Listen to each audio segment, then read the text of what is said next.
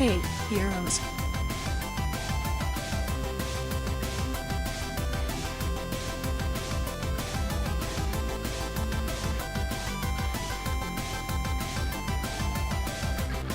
Silocam is breaking and I quite, gimme a sec to figure it out.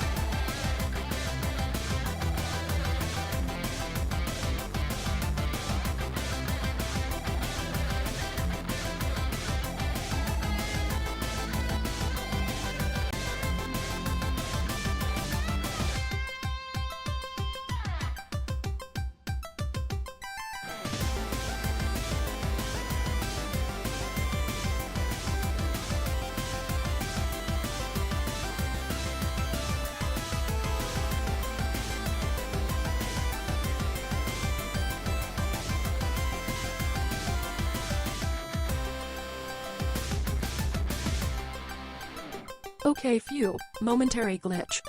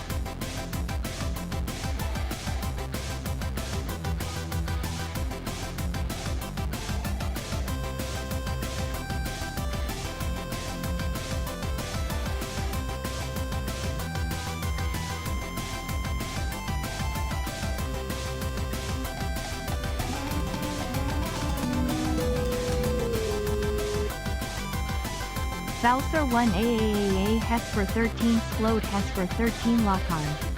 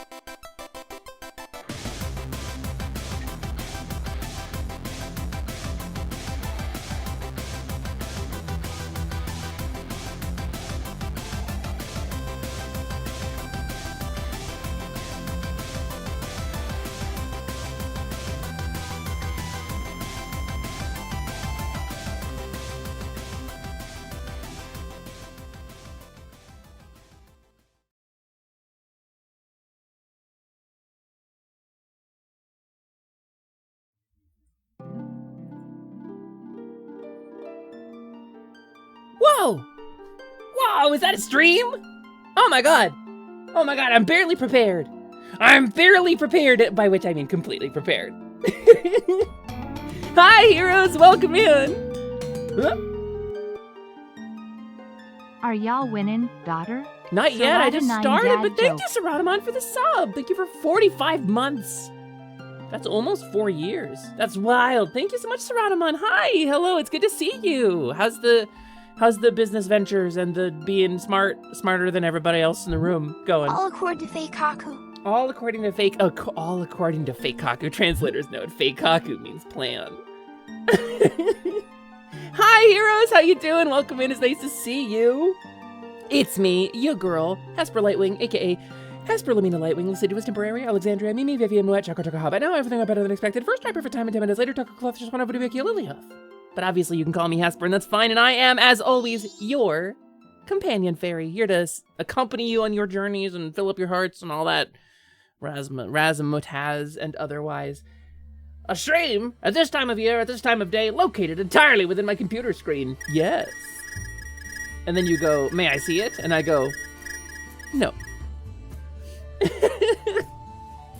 You've been reading Sword World and you love what you're seeing? Nestor, I'm so excited. I'm so happy. I'm so happy that you're reading it. Let me turn my music down just one notch here. This song is like a little louder. There we go. I'm so glad you're loving what you're seeing. I appreciate that. Bye all. Bye. TGP, goodbye. I'm sorry you can't see the stream. It's for the bit. Please understand. Please understand, it's for the bit. Yeah, and then stream ends, just cut it out. What is this, a Hesper? And then you do, is this a Hesper? And then you have my stream up in like the corner. I think that's good. Wait, is that cam? Hold on. This might be a really exciting start to stream. Let's see. Hold on, let me check.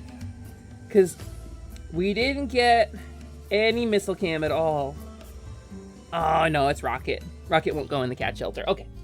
I'll keep an eye on it, but I don't think Rocket's going in the cat shelter. Let me put up my camera so I can see it though. And then if I see an update, I will update you. The house is on fire! No, mother, that's just the Northern Lights. The fellow system is extremely compelling to you. What, a social system where you could go on like a 90s gaming forum and post your character and then people would post play logs? Like gamifying a social interaction around the game table?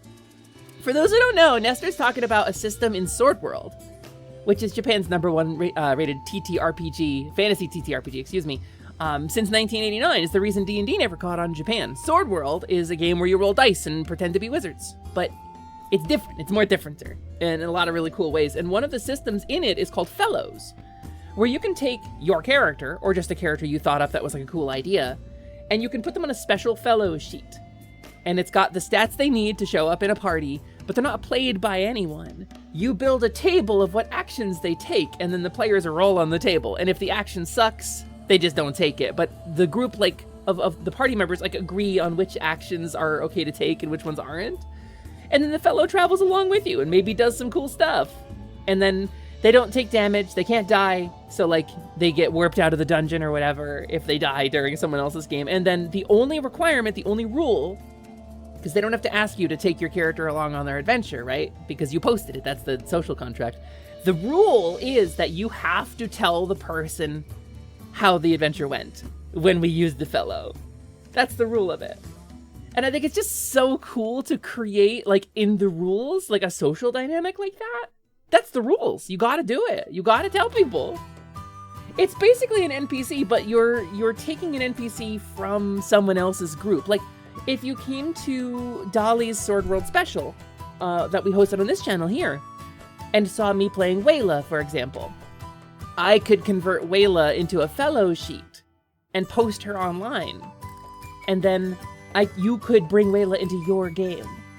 And then the requirement is you gotta tell me how it went. And so it's cool. It's cool the way it works. Fellows immediately locks into what you want to do. I think it's so cool because you create a big database, right? And a community of sharing characters back and forth.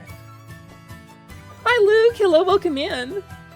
Also, Strapstream says, reminder to all of you that you matter, you're valid, loved, worthy of love, important, allowed to have emotions and bad days. You don't have to be strong or perfect all the time. You are not broken. I'm so proud of you all for existing, and I'm so thankful that you are around. Stay safe, y'all.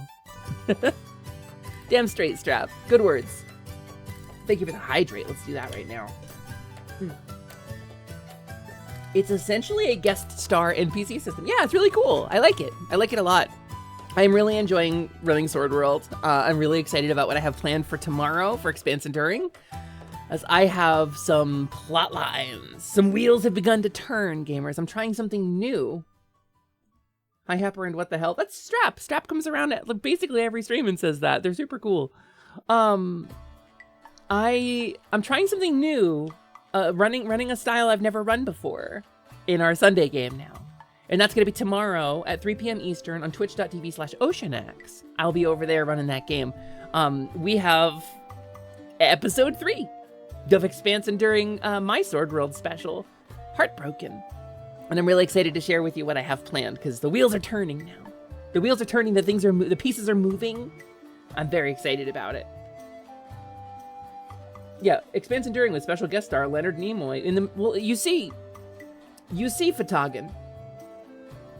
In the middle of the earth, in the land of the Shire, lives a brave little hobbit whom we all admire. With his long wooden pipe, fuzzy woolly toes, he lives in a hobbit hole and everybody knows him. Bilbo Baggins. He's only 3 feet tall.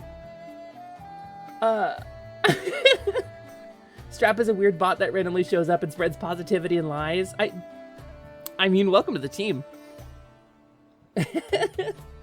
That's awesome, Hepper. Thank you, Austin. I appreciate that. I'm working my hardest. I'm doing my best to deliver something cool and unique and different and more differenter. I'm tired, gamers. I'm tired. My nerves have been on fire. I've been having a bad anxiety week. The noise has been really, really intolerable here. They're doing like road work or something. Like they're drilling and tearing out pipes and putting in a new sidewalk, so I'm constantly hearing truck noise. Like, it gets to me. That low frequency sound, it shuts me right down. So like I'm doing my best, you know? You've been commenting on the EE YouTube videos in hopes that it gets to be seen by more people. Did you know, gamers? I don't have the link handy because I'm an idiot and I forgot to set it up before today. There is an Expanse Enduring YouTube channel that we've started to host all of our VODs. Speaking of lies, did you know? Oh, it's Yu-Gi-Oh! I didn't want to read it. Originally, the finale of Yu-Gi-Oh! Was meant to have Yugi and Atem, whoever that is, battle each other through every game type the manga had covered to determine the true king of games. But Shonen Jump managed to talk Kazuki Takahashi down to just a single game of Duel Monsters instead. Vibes. I don't know anything about Yu-Gi-Oh! At all. I don't go to Yu-Gi-Oh! No part of me goes to Yu-Gi-Oh! I keep losing connection with my camera. Hey, Cat Cam. Okay, I guess we're still good. Hasper, hear me out. Chainmail bikini model. You know, I'm getting some changes made to, like, the physiology of my model in the near future. Like, because, like, my boobs are a little bit too round, you know? Like, I want to have a little bit more, like, you know what I mean? Chainmail bikini model might not be far. I have the, I paid the artist to get the, like, the Barbie doll model, right, without an outfit so that we could, like, make new outfits. Chainmail bikini would be pretty retro fantasy RPG. I could do that if I'm playing, like, anything even remotely linked to, like, heavy metal. Like, anywhere from, like, doing a retro fantasy RPG to, like, a Dragon Quest game, or if I was playing, like, Doom or something. And armor is sexy. That's true. I mean, like, okay, so I'm very small. So when you're this size and you're used to fighting things 10 times your height, armor doesn't do a whole lot. Agility is more important. But if you're fighting other fairies, armor works, so. But fairies tend to use magic too, and armor doesn't do much for that. So that's why you don't see a lot of armored fae. Well, small fairies. Pixies, nixies, nymphs, sylphs, you know. The bigger fae, you get a lot of armor on, but... And if you do go chainmail bikini, you need Frank Frazetta leg bands to go with them. I need Frank Frazetta scantily clad heroes clinging to my thighs is what I need. I need that, like, like Conan art cover, like some sexy people like clinging to my thighs while I stand heroically. That'd be part of the outfit. If you fight fairies, all you need is pesticide? Please. Please, I've very seldom fallen for the pesticide trick. Very seldom have I fallen. Now, you play Mario Paint, I'm terrified. But I very seldom fall for the pesticide trick. Only like 2 out of 3 times. Fun fact, Frank Frazetta was a huge wife guy and his wife modeled all his sexy ladies. It's true! Photogonist talking about a classic fantasy artist, Frank Frazetta, who is one of the people who did like probably fully 50% of like the fantasy art covers in like the late 80s. Like prior to D&D 3rd edition, there was a good chance you were looking at Frazetta art. Pharmacist just walked in, not having seen me since Kobold, and said, "Is that Hepper cute?" Thank you, Pharmacist. That means a lot to me. Look, I mean, like, Kobold's still around. Kobold did a series of streams this week. Kobold finally fixed her hat. It's floppy now. Proppy floppy. Ah. Okay, I was here for like 30 seconds. If you've seen Conan, Conan art, you probably have seen Frazetta. Yeah, exactly. Bit of a lore question. Do you change your height or just fly closer to the camera? I just fly closer to the camera. This is me flying back away from the camera, and this is me flying closer to the camera. I wanted to do like a little swoopy animation for it, but there's no good way to do that transition in Vignon, even if I animate it, so this is as close as I get. But you can see I flutter over to different positions, you know, depending on what scene we're in. I wanted to do like a whole 3D environment. I have most of it like mapped out, but the 3D environments in Vignon don't work super good, so. Zero, I'm gonna go through my bad advice just to flush that from the queue. You have to understand, there is a tabletop RPG, and I'm not gonna talk about it at great length here. There's a tabletop RPG published by a group of katana-wielding, trilby-wearing losers called Fatal. And they had a lot of criticisms of other tabletop role-playing games and decided to make the most realistic simulation of medieval combat. That's what they touted it, and they posted it online. The art in the book is a bunch of pictures of them with their various swords, like stabbing each other. The premise of the game is deep-seated racism and misogyny. It is a racism and misogyny simulator. It's awful. It's puerile. It's childish. It's terrible. It's genuinely foul in many places, with allusions or straight up rules for rape and seduction, like cooked into the game rules. Fatal's not good. Like, the joke is funny, but Fatal's real dangerous. So I have a superstition. When you're at the game table, and this is why I'm gonna flush it out of the very bad advice queue, because I don't want anybody to be at a game table while watching my stream and have it come up, is you cannot say Fatal at the game table in the same way you cannot name the Scottish play while you are on stage. As I am on stage, I shall not name the Scottish play. But I believe Fatal to be similar. At the game table, one does not reference it.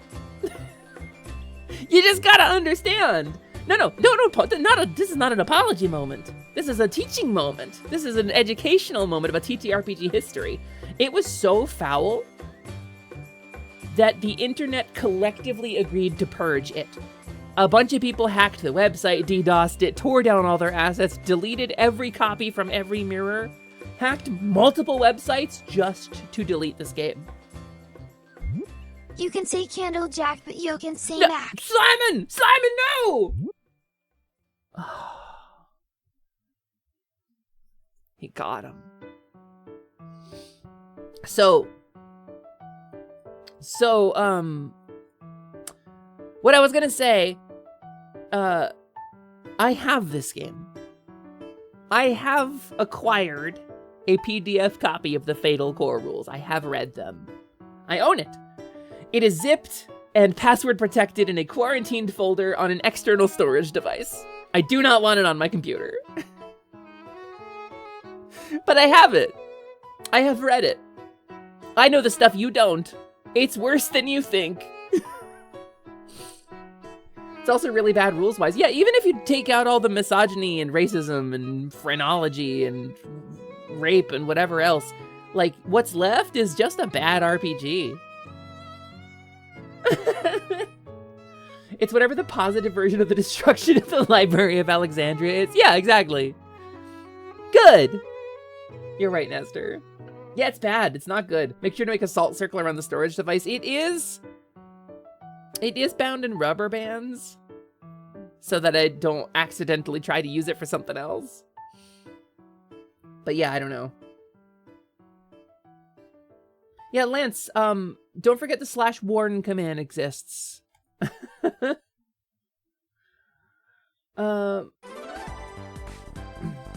you, Diggy. Hi, Diggy. Welcome in, Diggy. Hey, gamers, be nice. Be nice, okay?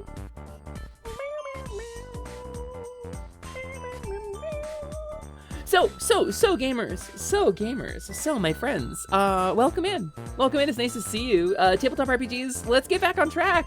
Sword World, heckin' rules. I really like Sword World. I'm having a ton of fun running it. I'm having a ton of fun playing it. The official crowdfunding campaign starts in 2026. They're using BackerKit instead of Kickstarter for whatever reason. They're using BackerKit. I don't know why they would choose that over Kickstarter, but that's what they chose. So we are officially getting an English release of Sword World. Probably in 2027. The BackerKit campaign starts summer of 2026. Starts in like 170 days. So, I have a BackerKit. I have a link to it in case you want to see it. Right here. If you are looking forward to Sword World and its English release, officially translated by Group SNE and Mugen Games, there you have it. There's your link. I will be backing this at the highest tier I can afford to back it at. Which also means we have like 170 days to become the premier English-speaking Sword World stream, or actual play. Which I think we are. I'm not gonna lie to y'all, I think we are the biggest one. People play D&D, people play Fabula Ultima, people play Pathfinder. I think we are, viewership-wise, other than the ones that do shorts and stuff, most of them just play D&D, the biggest Sword World production in English. I can't find another one, so... Some of us play all 3 of those in a given week. That's a good week, Saratamon. There was a time in my life when that was my life, too. TTRPGs multiple days a week, because all of my friends were into it. But I don't hang out with those people anymore, so... and my current friends just aren't that into it. The folks that I'm hanging out with these days just aren't super that into TTRPGs, so I don't do it as much. English replays are not particularly common. EE has a good shot at the title of the biggest at the moment. Yeah, there are English replays I see, but like mostly I just see them get publicized on like the Sword World Discord, where I've never. I got better. Thanks, Slyman. I've never posted our replays on the Sword World Discord, but I think once we get a little bit of a backlog set up on the EE YouTube channel, I could post it there. I don't know. There's like a weird fear of success here.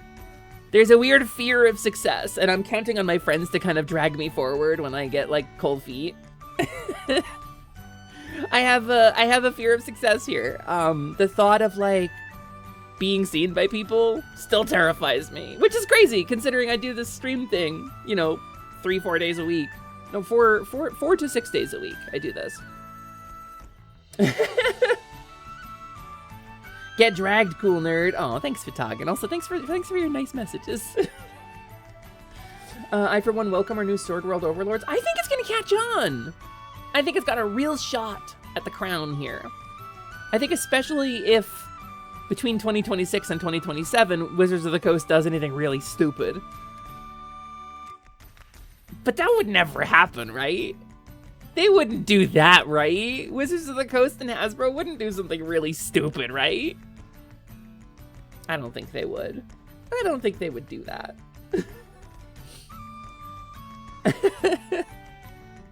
So, the monkey's paw curls. I mean, I'm not wishing for it. Okay, no, they actually did something interesting. Wizards of the Coast did something really interesting recently, and I could talk about this. This is something that I'm interested in. I should talk more about TTRPG stuff.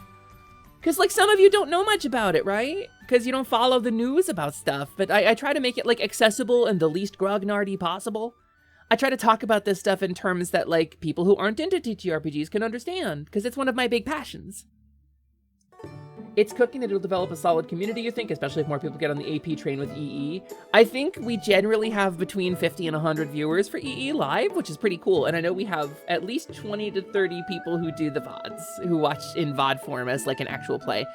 I'm gonna try to get clean audio from folks so that we can do a podcast edit too, which would be really cool. I'm gonna start trying that tomorrow. It would suck to miss the first 2 episodes of clean audio, but we already did that, so. I'm curious. Hi, Soda Pop! Thank you for the hydrate. Yum, yum, yum. The VODs have been incrementing on YouTube consistent with that number too. Yeah, no, I watch it pretty closely. But so Wizards of the Coast did something interesting recently. I wanna take you into the Forgotten Realms, briefly, which is the quote-unquote like official canon setting for D&D right now. Created by Ed Greenwood in like the late 80s, early 90s, the Forgotten Realms is kind of the bog standard D&D setting. It combines most of the stuff from other settings into one kind of unified thing. If you've ever heard of the Sword Coast, you've heard of Baldur's Gate, that's Faerun, that's the Forgotten Realms. A number of other settings got wrapped into Faerun in like the 80s and 90s, and I didn't know about this. But let me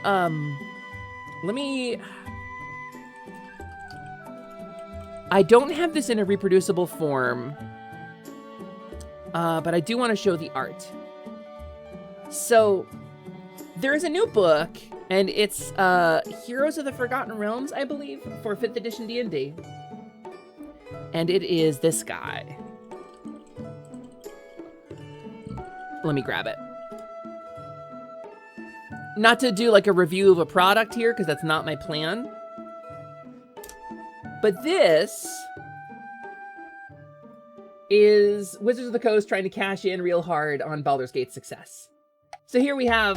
Well, Iron Bite, thank you so much for the sub! 51 months. How? Why? Oh my god. It's happening. Thank you for the sub, Iron Bite. I appreciate that. 51 months is bagels. Hi, Gio! So, Wizards of the Coast... cashing the hell in on Baldur's Gate, right? Baldur's Gate 3's popularity. Blarf! Killer shot. Thanks, Arya. So here we can see Karlach on the left and Minsk in the middle, and then we have Jarlaxle on the right, presumably. And I don't know who that is in the back, but we have them too. Who is that? I don't know. That's got to be a named character from somewhere because all the others are named characters, but I have no idea who that is. Anyway, the point is, within this book, that, oh, you missed me? No, you didn't. You hit me directly in my face, Magna. A kobold took over. Did she have a good time? Did you welcome her in? Did she enjoy streaming? I bet she misses it. We didn't know where you were. I was in the jar. She put me in the jar and made me agree to let her take over the channel as long as she was playing Zelda. You forgot to mention Boo? Boo's not in this. Oh, no, there he is. He is there. He totally is. Boo is the miniature giant space hamster on Minsk's sword. So Baldur's Gate 2 had a character named Minsk, and he had a miniature giant space hamster. And that was, it was very silly. It was very LOL waffles. Like that era of gaming. But, anyway, the point is, Minsk, hilariously crazy. Minsk is about as smart as a hammer and about as good at destroying things. That's kind of his whole vibe. He's like ostensibly a ranger, but rangers got the ability to cast spells in later editions after he was created, so like his character's weird now. Anyway, from within the D&D jar, I share with you a book called Heroes of the Forgotten Realms, which is the new updated book. And it's not just a lore book like the last Forgotten Realms book they released was. It's actually like got classes and class options and things that plug into the game to kind of, it's like an expansion pack for the tabletop RPG, right? New character options, new classes, new spells, new feats, whatever. And one of them caught my eye because it did not strike me as A, good, or B, something from Faerun, and it's this guy. This is the oath of the noble genie's paladin. And in addition to it kind of being bad, like balance-wise, because they've streamlined the game to the point where if something is either good or bad because they've streamlined it all to be like linear, you know? They've basically made it kind of linear. So, Oath of the Noble Genie's Paladin is weird. It brought me to a weird place because that language doesn't exist in Faerun. The words, the Noble Genies, is not from Forgotten Realms. That's from this. That is from exactly one of the least appropriate or good D&D modules. That's right, gamers. That's from Al-Qadim Arabian Adventures. So, Vajra Safar the Black Staff. Oh, wait, what happened to Kelvin? Kelvin, what's his name? So, the Noble Genies are from this.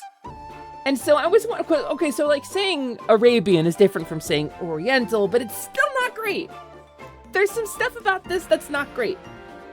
Now, there's stuff about this that's really cool. Like, to be fully clear, it's based on cool stuff.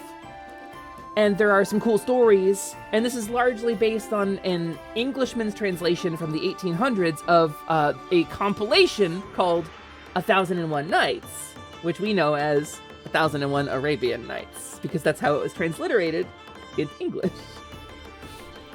So there's some really cool stuff in this.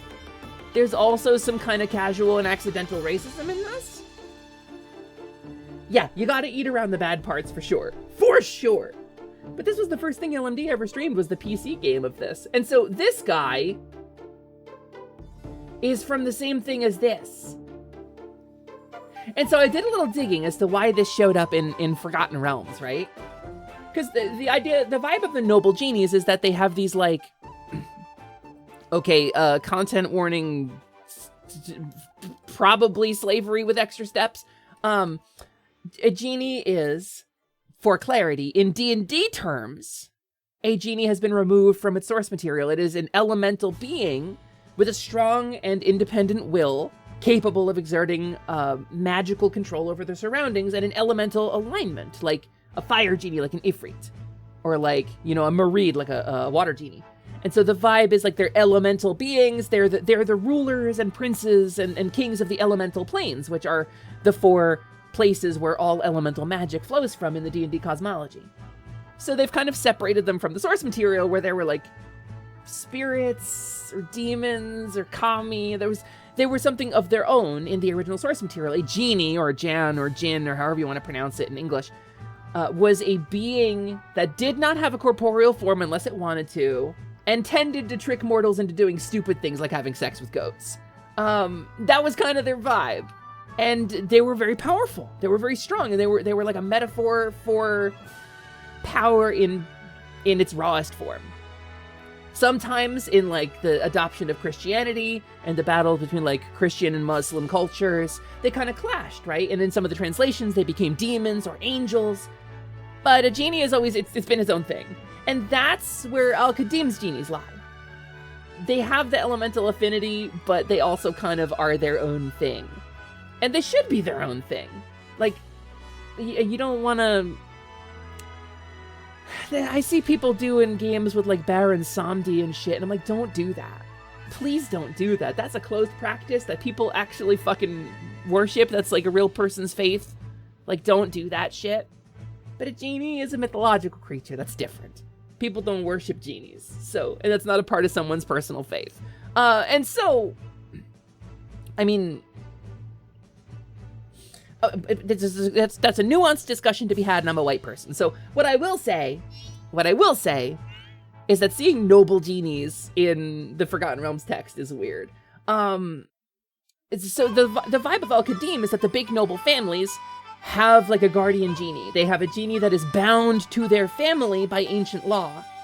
And so this genie is like a servant of the family. And then for whatever reason, the genie agreed to serve the family through magical bond. And so like For generations, our genie has made our family the most powerful, the wealthiest, whatever, granting wishes and raising us to the top. But all of the noble families in Al-Qadim kind of have this genie, right? And the plot of Al-Qadim, the computer game, is the genies start going rogue and overthrowing the families. And that's like a whole thing. Oh, there we have somebody smarter than me. Many Abrahamic interpretations of Jinn have them as like the third spoke of God's creations, unlike angels, which have no free will. Jinn do, but they are elemental, not flesh, and get trapped by King Solomon for reasons. Thank you, Biblical Apocrypha! You see why I love this stuff. You're gonna make your own magical creature that grants wishes. It's gonna be a tiny green creature that's elusive, maybe associated with a plant or something. So, they honestly have more in common with pre-Christian demons as a chaotic being of power. I mean, pandemonium. We talked about this. Pandemonium, when it turned all of the non-Christian spirits into demons in lore. Pandemonium. It'll have a weird name that's difficult to spell and say. Wait, I'm thinking of something else. I was thinking you were talking about the Koroks. Wait, what's the joke here? Noble genies, right. Al-Qadim setting. It's called Zakara. And so Zakara looks like this. Save image. This is the setting where Al-Qadim, I'll just transform, fit to screen. This is the setting where Al-Qadim takes place. This place. That's Zakara. And so, I noticed something when looking at it.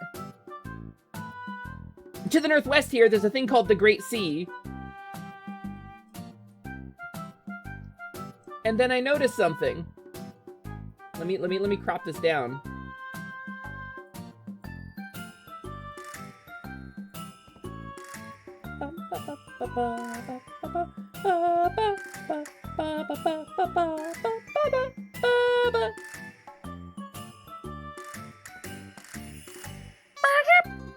So, it turns out, at some point in the 90s, they made the decision to connect this to Faerun and make it canon to the Forgotten Realms. It's real far away. It's like something like 7,000 miles by sea. Other side of the world. Like, I did the math. You could walk from, if you could walk across the ocean, walking from Spain to Japan would be basically the same distance. If you went straight, it's like 5,000 miles. Like 4 or 5,000 miles. But it's there. It's part of the setting. And so, this kind of troubled setting, Al-Qadim, maybe making a return? And I don't know how to feel about it. Maybe Wizards is just sprinkling it in like when they tried to kind of fiddle around with the Dark Sun stuff in that one supplement. But this isn't like an Unearthed Arcana. This is a published book. Maybe they're going to connect the Noble Genies to some other more familiar part of Faerunian lore. Maybe they're just going to ditch Zakara entirely and just do something different. But this, the Oath of the Noble Genies, is a reference to Al-Qadim. And I thought that was wild. It's an interesting development, especially considering, like, the choices that Wizards and Hasbro have been making recently. So I'm wondering if we're going to see... Speak of the genie! Form, thank you so much for the sub! I wish you well, and I wish you good health. Is Zakara the same as Zakarum? What's Zakarum? From Diablo? I had to Google it. Al-Qadim on Toril now? Apparently since the 90s! That map I showed? It's from a 1990s product. Wait, what if I don't think I can undo. I think I've undone my undo. It's been there. How bad is that Paladin Oath anyway, like mechanically? I haven't seen the actual rules for it, but it's not great. From reading reviews of it. I don't have the actual product to break it down. so I don't know. I'm not giving Wizards any of my money. We play Sword World around here now. But I wanted to point out the genie thing, because it's interesting to see it coming back. They smashed all the culturally insensitive continents into Toro. What are we talking about? Are you talking about Karatur? Do you think a lot about Karatur, or what's not China, not China, not from Faerun. What's the obvious China analog? Heck is it called? It's got a really it's like a monosyllabic name. Faerunian Zakara has been here the whole time. So listen, I love the setting. I really do. And like, let's be so real. Let's be so real. I want to be sensitive and I want to be careful. I don't want to be a white person LARPing as a Muslim. Like, that's weird. Like, obviously I could convert to Islam or whatever. That's not what I'm talking about. I'm talking about I'm a white person who obviously is not that. I don't want to be like LARPing as another ethnicity. That's strange. But I love the material. I love reading about it. I love seeing it. I have a deep appreciation for this vibe that they've cultivated with their mythology. I really think it's so cool. So like, I gotta tread cautiously, but I am excited by the possibility. Of course, Wizards of the Coast could do something really stupid in the next 2 years. I mean, how sensitively do you think Wizards of the Coast can handle this property if they bring it back? Horikiri's mom was from there. Yeah, so Horikiri, the Japanese-inspired name from the Chinese nation. That's Cries in Katashaka. I'm not familiar with that. The nearly 5-century game of world-spanning telephone that has gone on with some of these elements remains deeply fascinating. I love it. Form, I love reading about it. Because a genie in our pop culture is basically nothing in common with the source material. It has basically nothing in common with our source material. That's why Pathfinder PF2 has created a new thing for them. Inspired by, but not lifted from, you know? Sholung, Sho, yeah, Sho, or Sholung, but people say Sho. Could you LARP as a foreigner visiting said culture? I mean, like, I would need to be visiting, right? Okay, no, this is a complicated discussion to have. Because there's a lot of... I want to talk about something that's a little bit of a sensitive topic, and I'm going to talk about it in as nuanced a way as I can. There is a push in the English-speaking world, particularly in gaming, in tabletop gaming and in video gaming, to sort of divorce ourselves from cultural appropriation. And this is a topic that we think about a lot as game masters. Like, I talk about Menzo Baranzan and my take on the drow, right? We talk about this a lot, about how they list drow as dark-skinned, cruel, rapacious slavers in, like, early materials. And I'm like, oh, that's really ugly. And nowadays, they've kind of separated it. And now it's like, well, the city of Menzo Baranzan itself is, like, evil-aligned. Their culture is, like, worshipful of Lolth, but, like, individual drow get to make individual choices, you know? It's better. It's not perfect, but it's better. As somebody who lives in an evil culture, a lawful evil culture, maybe even neutral evil, who is trying to be a good person, it's possible. You can do it. But so, the point is, there's a push in gaming to try to divorce ourselves from cultural appropriation. Things like Shadowrun is a really good example. The vibe of like, oh, the First Nations people, yeah, when magic returned to the world, and it was meant to be kind of praiseworthy, I think. It was meant to be like elevation. It was that they had kept the faith and kept the old ways alive, and so when magic returned to the world, they were the first in line to get it, because they were doing it right the whole time, and they hadn't forgotten, you know? And it was meant to be this sort of praise, positive thing, but really it ended up reducing a bunch of like actual real-world cultures into like hoogity-boogity mysticism, and it became a problem. It was meant to be good. It didn't come across that way. And I think it's important to be aware of like intention versus reception when it comes to this stuff. Like me, I have a character who's inspired by this stuff. I have a D&D character that I will probably never play. Her name is Rana Irmarandi. I love her so much. She is a storybook sorceress. She's a Pact of the Genie warlock from D&D 5e. She's great. I would love to play her. I don't know how to do it without crossing that line. I'm not smart enough. But so I wrote a character and I like her. we're trying to divorce ourselves from this culturally appropriative stuff, right? But there is such a thing as a step too far, too. And this is the nuance. This is the hot take here. There is such a thing as stepping too far, of cringing too hard away from discussing this topic, or like I can do.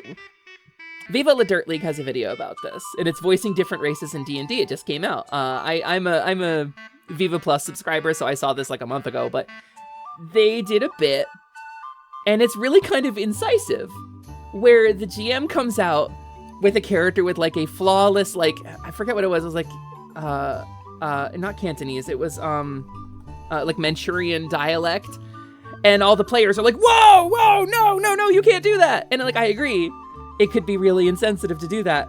But then he makes the point, and he's like, well, I did like 15 regionally distinct Dutch dialects, and none of you batted an eyelash. And I'm like, okay, there's a discussion to be had here. And I'm not saying like you should fall cleanly on one side or the other, but I think there's more nuance to this issue than we tend to treat it with, because we are cringing really hard away.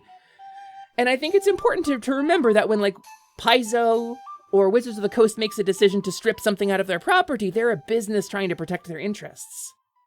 And they're not going to have the discussion because the discussion invites too much criticism. But I think there's a discussion to be had. And I think there's plenty of gamers from other cultures who would love to have this discussion too. And I think the internet gives us a unique resource for trying to like find how to navigate this minefield. So, let me get caught up on chat a little bit. Kadashaka is Toril Africa. I mean, they're just kind of using Chult as a catch-all for that now, aren't they?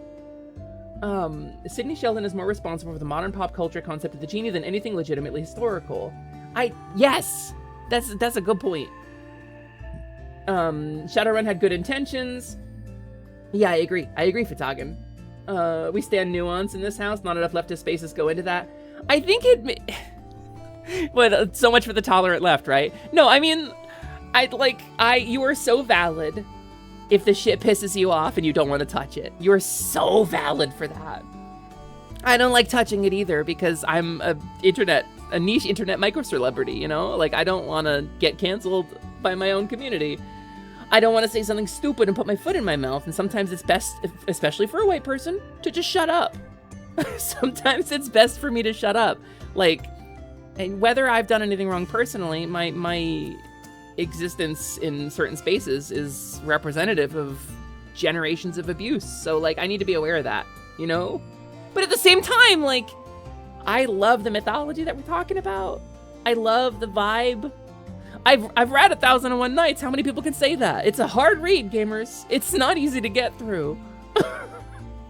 But it has interesting ties to Islam and the culture of the various places those stories were drawn from. There were some stories that are from like the 15th century and like some as far back as maybe like the 9th or 8th century. And then there are some that were added in like the 1800s. So like it's like a panoply. It's like a smorgasbord of like various semi-related cultures that have been merged into one big ball of cool. And a lot of rape. That does have, like, fair warning, if you read it, there's a lot of people get sexually assaulted in that. And some of them are animals. Ayo, hello, welcome in. It's nice to see you. You're over here shelving items in your home, excitedly agreeing with me as an ardent enjoyer of the public domain. Thank you, Click Flint. The tolerant left. Without saying goodbye, I'll miss the tolerant. It's valuable for you to shut your mouth on camera, perhaps, but there's some very fun elements to draw from these older tales if one is careful and respectful. And the thing is, like, I don't get to draw the line of what's careful and respectful. I don't get to draw that line. I'm not the one. I am neither the one who perpetuated the crime, nor was the victim of it. I'm so divorced from it. I am a third-party observer, and I do my best to not let my ego, like, you know, make me say something stupid.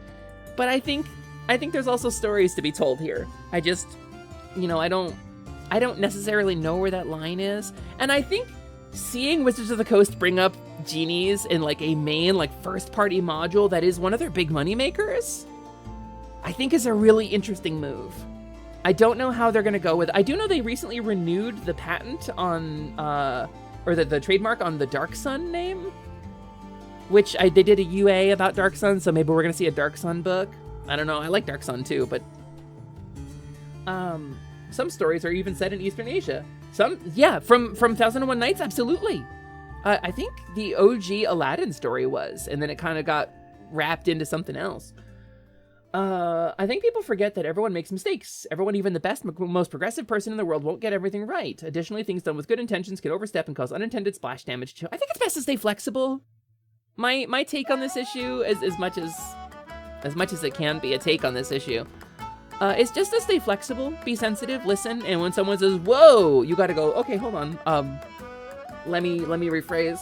You know, let me consider in what way I have overstepped." But there's absolutely a pressure to just not touch it at all, and I don't know if that's the right answer. I think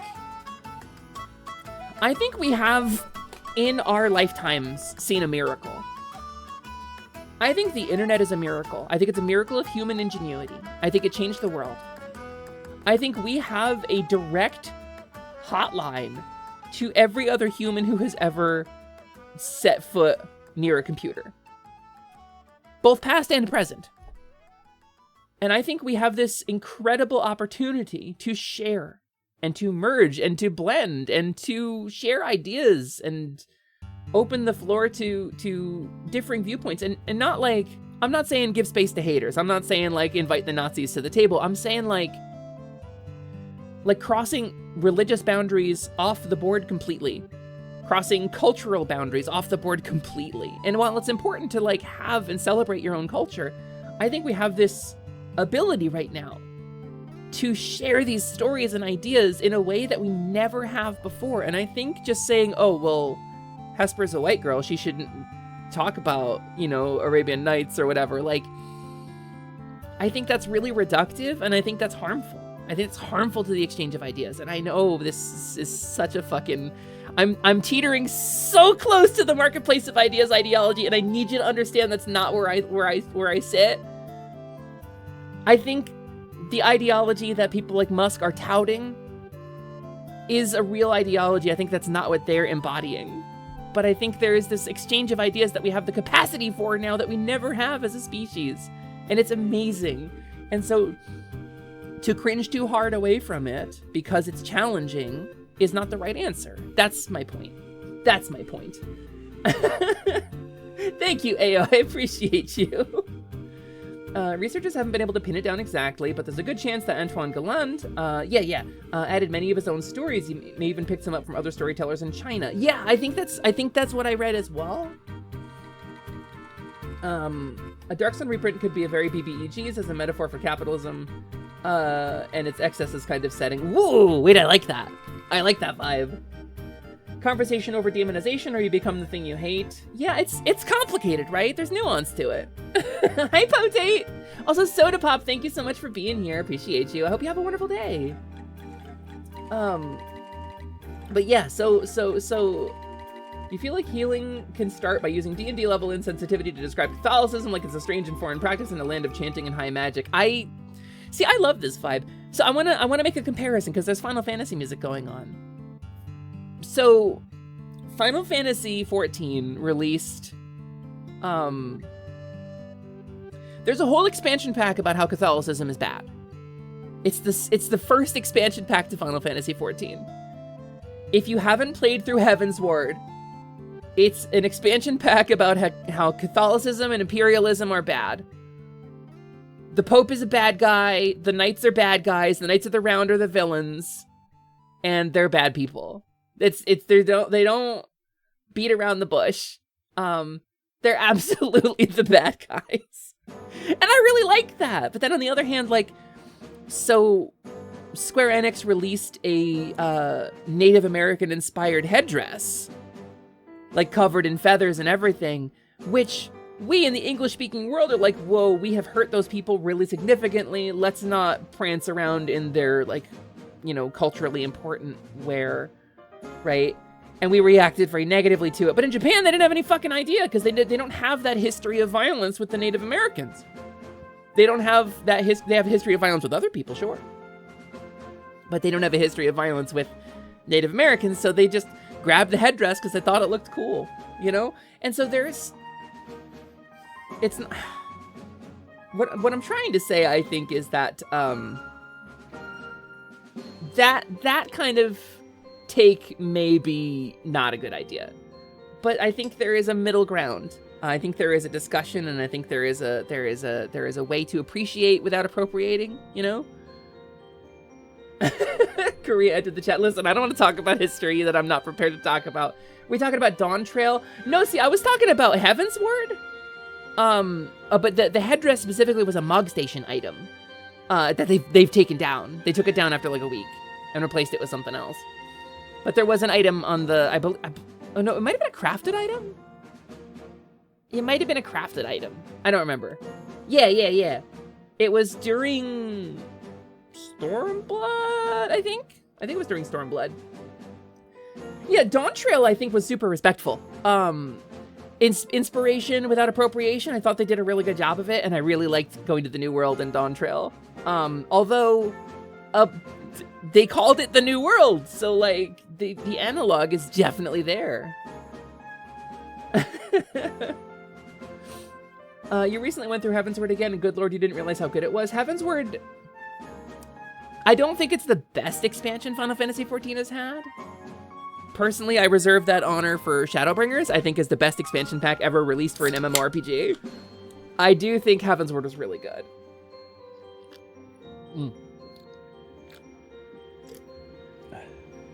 You love how unapologetically Native American all the names are. I couldn't tell you. I don't have the context to know.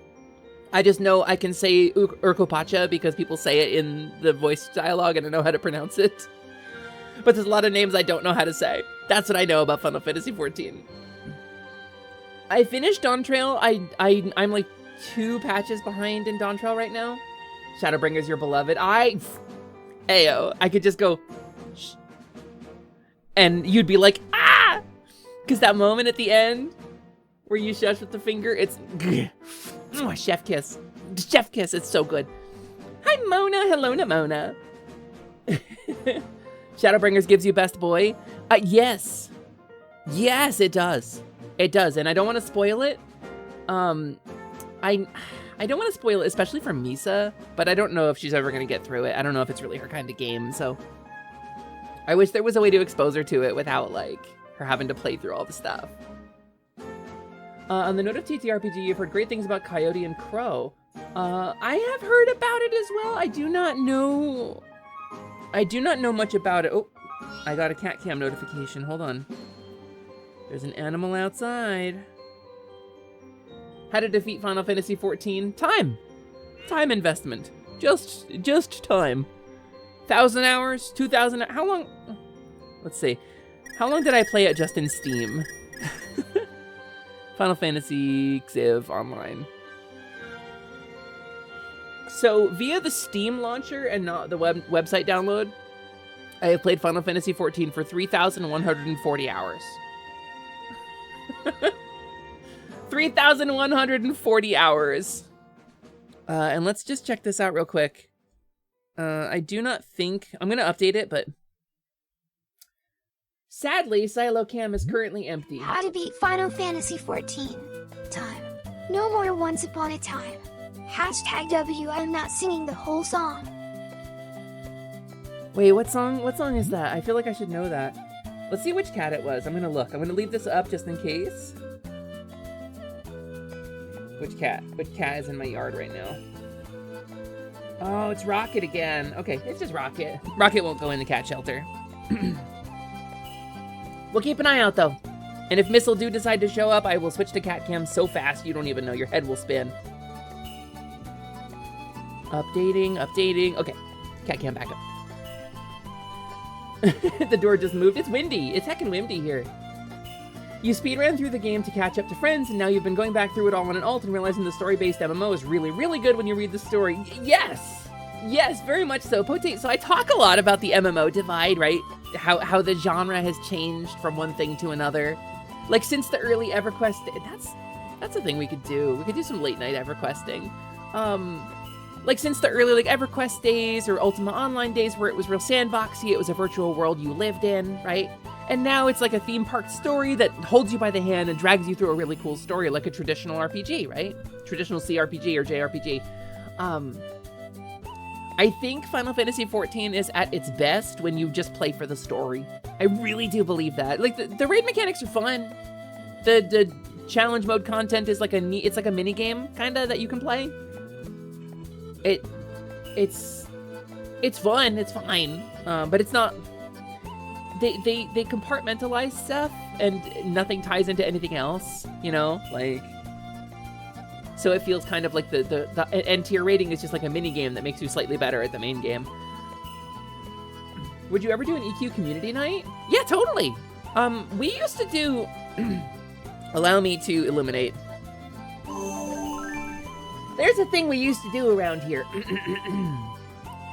Hello, everybody. My name is Hesphira Plume. You can call me Plumey. I am a DDO player. DDO is my favorite MMORPG. I play Dungeons & Dragons Online pretty religiously for a really long time. But there is one major oversight in Dungeons & Dragons Online, and that is that there are no playable kobolds, despite their presence in Stormreach, despite their proliferation in the Stormreach lore, in the lore of the world of D&D Online, the world of Eberron. Kobolds are everywhere. There are multiple tribes. There are so many unique bits of lore that were written by the original author of Eberron about kobolds. And yet, we do not have playable kobolds, and this is a cruelty. I say no more. No longer shall we yark in the dark. No, in fact, if we band together, kobolds, you and I, the gods must hearken to our yarkin. They will hear us, and they will one day look at the stream and go, oh, that's kind of cool. And on that day, I will go, please, Mr. DDO, will you add playable kobold, please? And they'll go, oh, I don't know, maybe. The gods shall hearken to our yarkin. I'll get the trench coats. Thanks, Ironbite. So anyway, I've done MMO community nights before. They're a lot of fun. They're hard to manage. They get really chaotic. But I have done MMO community nights before. It's a thing we've done on the channel. Incidentally, the gods did not hearken to our yarkin. I got one message from, or one emote response from a moderator of the Discord one time. Despite the fact that how many people subbed in this? Like something like 20 new subs in the channel, active players, created a guild that shot up through the ranks so fast. We did so much to bring attention and light to that game. And I'm a small streamer, but like those were pretty big streams. I single-handedly multiplied the number of concurrent viewers of that game on Twitch by 10 every time I hit go live. And I'm not to pat myself on the back for the effort you all put in, but we never got noticed. Now there's a creator program. They want DDO creators. Did you know that? They want DDO creators. They want people to be on DDO making content, and they want 5 pieces of DDO content a month. I meet all the other qualifications, but I ain't streaming DDO 5 times in a month. I feel like one community night a week is a lot. I guess like one community night a week and then like a recap would do, but it's still devoting a lot of my content to DDO to get their creator program, you know? I thought about it. I like DDO. I really do. Incidentally, my buddy Ryusei is a member of a similar creator program now. He officially announced that he's part of the EverQuest content creator program, which is so rad. He's an official EverQuest content creator now. But yeah, no, so one day kobolds will be in DDO. There's the possibility of them getting playable. I don't know. But hearing Final Fantasy XIV living on its story tempts you direly because story is why you were into an MMO as a teen. Nestor, are you still here? You have a sub, right? Nestor, you're subbed, you're not getting ads? If you want a story-driven MMORPG, please play Final Fantasy XIV. Please play Final Fantasy XIV. It is the best, most, like, boiled-down example of how to tell a really good story in the MMO format. Especially after the squish of the 1.0, the great 1.0 squish. They cut a ton of stuff to sort of shorten it. And I'm not going to tell you it's not a slog to get through the OG stuff, because it is a little bit of a slog, but it's like an okay slog. It's an enjoyable slog. There is a greater arcing story, but the 1.0 story is kind of self-contained because they didn't know if the game was going to be a success or not. So it kind of is like its own little microcosm story of a Final Fantasy game that eventually gets, there's like a little bit of a, and this is where people get stuck. The post 1.0 grind, once you've beaten the bad guy, blown up the machine, saved the world, right? There is a little bit of an interval that's like a filler arc. There's like 3 patches or 4 patches that you go through where there isn't like an overriding story, and it's just kind of exploring the world and dinking around and doing side quests and stuff. And that's where people get stuck. It's the lead up to Heavensward, the first expansion pack. Because they didn't think they were getting an expansion pack, so they planned some content that just explored the existing world they were in. And it's filler. There's filler. Once you clear that filler, you're in the clear. But that's where it lulls a little bit. You were reading the Bard rules at work between cards last night and you immediately went, isn't this loosely how Final Fantasy XIV's Bard works? Final Fantasy XIV's Bard is a DPS with the flavor of a good class attached to it. They took a picture of a good class and stapled it to 14's Bard. I'm gonna be so real with you. 14's Bard is like a boring DPS. It's a less effective DPS that has some flavor that other people get now anyway. But yeah, no, it's a good story. It is a great story. I do not care for the mechanics of the game. It's got an excellent story. What is your lore? I'm curious. What is my lore? My VTuber lore? Okay. Once upon a time, there was an AI. And that's really where it starts.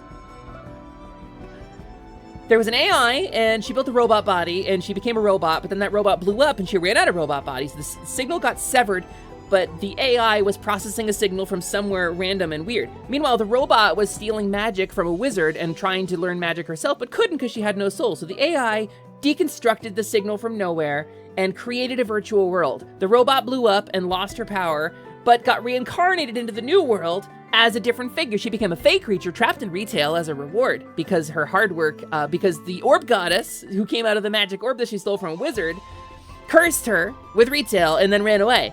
And then the fawn fell down some stairs for a year, and there was a kobold who took over the stream. And then the kobold fell down the stairs for a year, and the fawn took over the stream. And then the fawn realized she wanted to be a fairy, so she became a fairy, and the kobold helped her become a fairy. And then the robot is still smoldering on the floor, and it's really sad. And then the AI is still there. That's the system goddess. That's a whole different thing, who may or may not be me. I hope that clears it up for you. I hope that helps. Hep hep hooray! Hi, Paige, how you doing? Welcome in.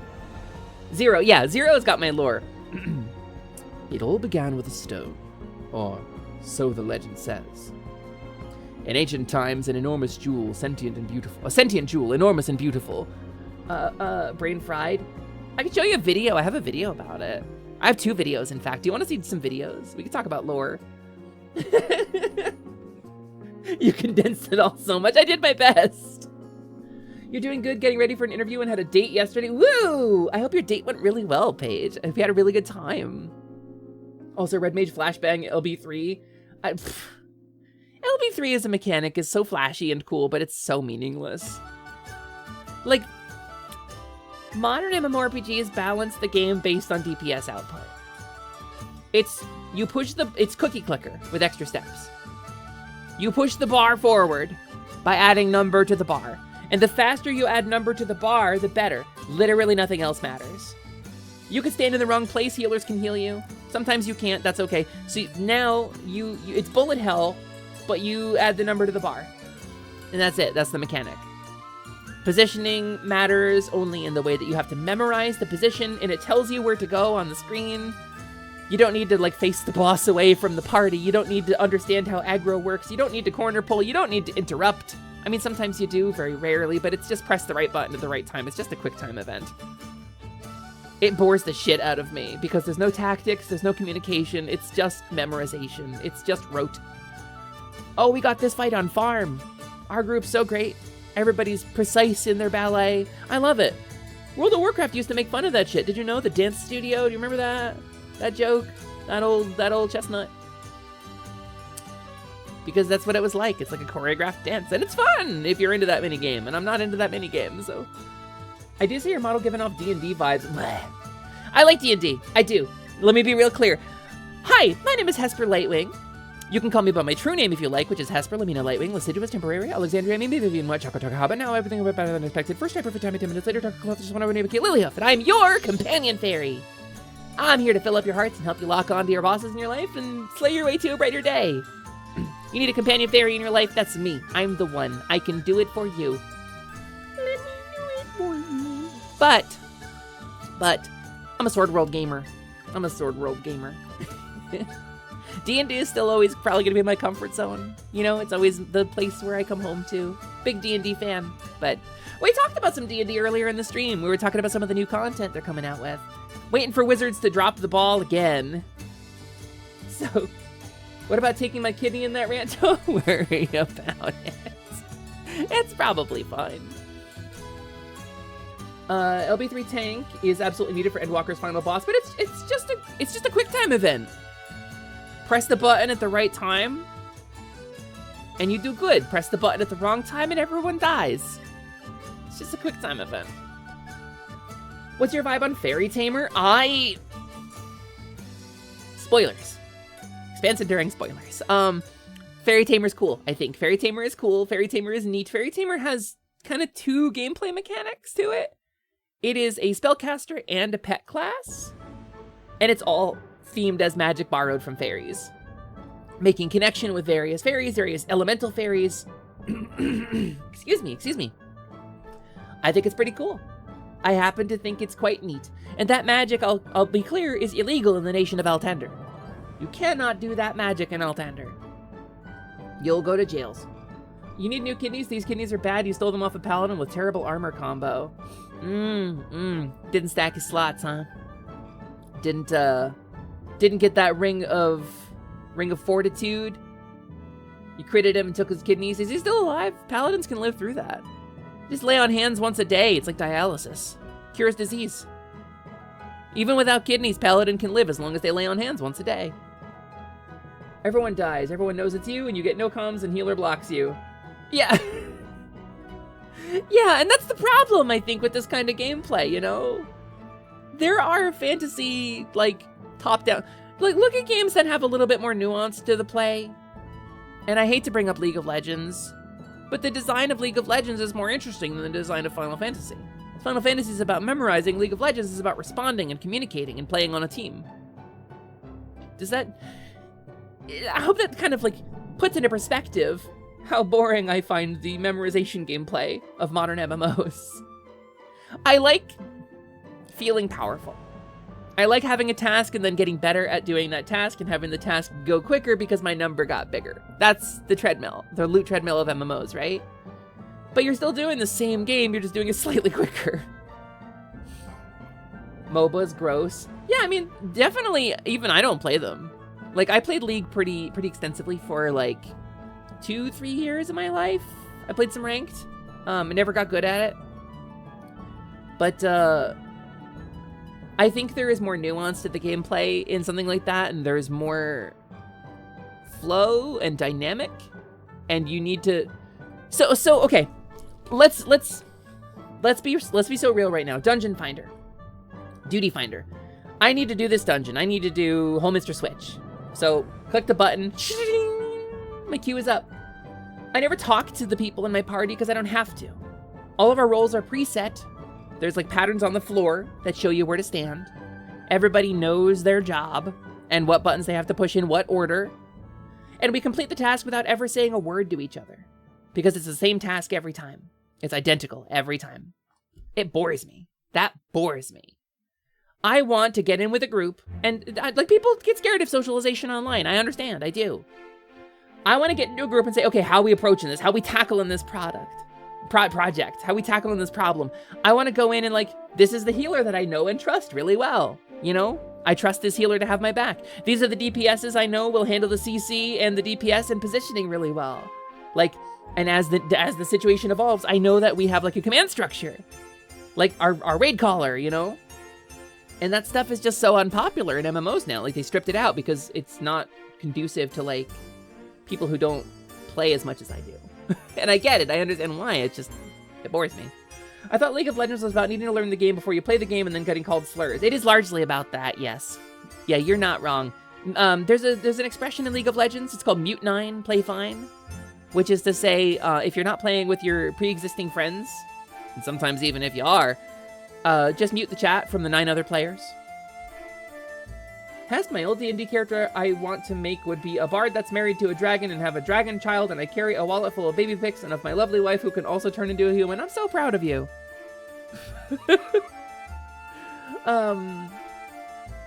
Fairy Tamers is such a cool multi-tool class. I agree, and you have to pick 4 of the elements that you can do, and you have to choose 2 banned elements, which I think is kind of neat, because that gives like a little bit of variety to it, you know?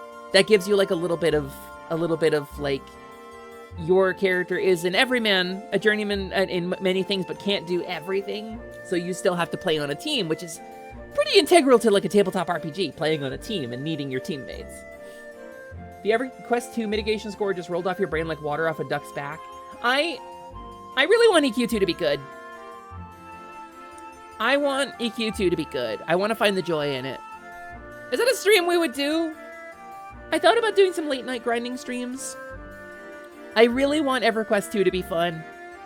A lot of people play it. There's an Origin server that's just as the game was in 2006 when it came out. I've been playing on that a little bit and having fun. But this is my second character on that server, and I'm gonna bounce off again. But people tell me that like you get to a certain point and the game is just joyful. They really enjoy what the game has to offer, and I really want to like it. I think this is maybe one of those situations where like having a party makes any game fun. Playing it with your friends, you could do any boring ass task and it would be fun. Like playing EverQuest 1 with Positivity is really fun. When we did the Extra Life charity fundraiser with Ryusei, that was really fun. I had a ton of fun just sitting there like twisting 4 songs together and doing literally nothing else. That was fun. I wish you could have seen my POV. I was literally hitting 2, 3, 4, 5. You hit them twice. It's 2, 2, 3, 3, 4, 4, 5, 5, 2, 2, 3, 3. And that's all I did. But I had fun doing it. Because I could see and feel what I was doing, and if I messed up my twisting a little bit, it would like, I'd be like, okay, my skill level not high enough. You are taking 2, 2. Thank you, Diggy. That's accurate. People say that about Final Fantasy 14 to you, and you've bounced 5 times. 14 is the same game. It's you press 2, 2, 3, 3, 4, 4, 5, 5 in sequence, but you also have to like position yourself, right? But so the thing about Final Fantasy 14, you've bounced 5 times, right? You're 2, 2. Ah, thanks, Simon. A Dark Zone is like probably the best song in that game. Final Fantasy 14, most of it you don't play with your friends. And that's the thing. So much of it is solo, especially while leveling. You get a break to play with your friends like once every 2-3 hours. Other than that, it's all solo play. It's all just walk up to mob, mash buttons until mob dies, repeat ad nauseum until you get the items, click on the clicky, get aggroed by the chimera, click on the clicky, walk back to the NPC. Unvoiced NPC goes, "Hoi, Roffrin, and a Harfenin, but happen hoover." And then you go, "Here you go. I got you these grapes." And they go, "Hoffen Herbenen, Hoffa Wowbabau, Hompatapapam, Hefenigiver, Giver." And you go to the next NPC and they go, "Nafamapama, Zupa Zoop Zop Zop." And then you go, and they go, "Zeep Zapazo, Gazapazapaza." And you go out and you kill 3 cats, and you come back, and they're like, "Zapoza." And then you have to kill 3 more cats. That's just Final Fantasy 14, most of the game is that. Until you hit the end game, almost all of the game is that. Not if you put all your actions in the most random and messed up key on your keyboard. 1, 2, 3 is gonna be Yar. That's just playing Mech Warrior. TBH, when you're grinding in 14, you typically do it solo just because you always feel awkward trying to rope friends into joining you for it. I mean, that's your powering through, but like, usually when I'm in that mental state, I have a vision, like a goal at the end of the tunnel that I'm striving towards, right? Lance, I don't know if it's the same for you, but when I'm like solo grinding a crafter or a gatherer, I'm thinking of all the ways that having it at camp is going to help the people I care about. And all the things that I'm gonna get to do with my friends when I'm done. But the thing is, like, especially in a game like that where you can be everything, you don't need to specialize. And so you don't need to specialize. Like, you can do everything. Like, A my vision. friends already I see leveled it. those gatherers and Backslash. cafters. A vision. I see it. Backslash. So I don't know, like, ugh, my brain's all kind of messed up today. Sorry, gamers, I just need a second. I need to stretch a little bit. This is what happens when you have chronic anxiety. And sometimes your brain starts to hiccup. Stretchy stretch. A little drink of water ought to help. Thank you, Limps.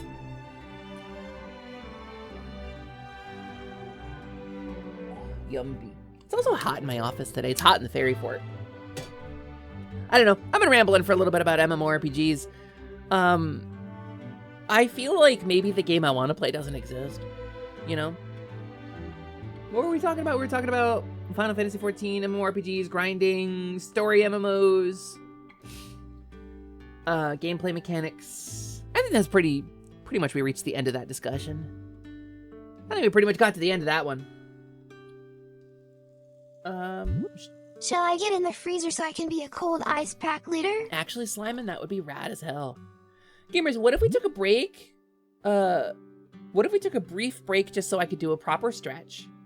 And did like a little bit of video backlog. What if I played some of the old videos I prepped for the channel, right? What if we did the original like Level Up Lumi debut video and then the fairy video, follow it up. And I'll take a second and do a little stretch and like get my head on straight. I'm dealing with some anxiety issues lately, so like I lost my train of thought and I apologize. So I'm just gonna get a second to get my head screwed back on.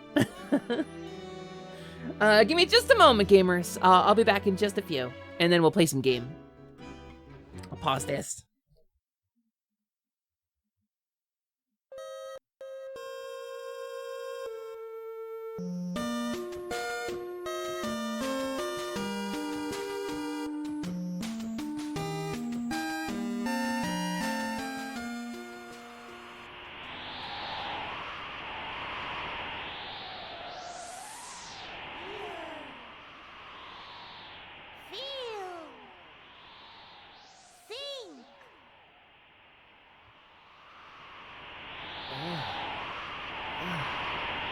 What? What is this place? What happened to me?